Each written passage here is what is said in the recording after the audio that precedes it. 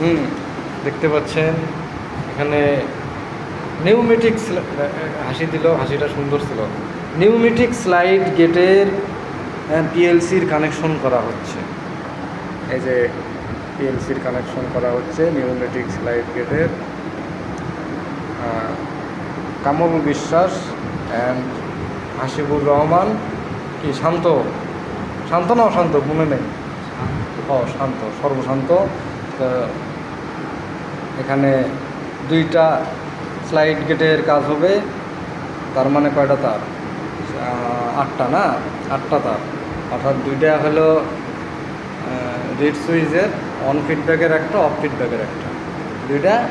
আর হলো সলিনয়েড কয়েলের জন্য একটা হচ্ছে পাওয়ার, একটা হচ্ছে নিউট্রাল, DC 24 ভোল্ট।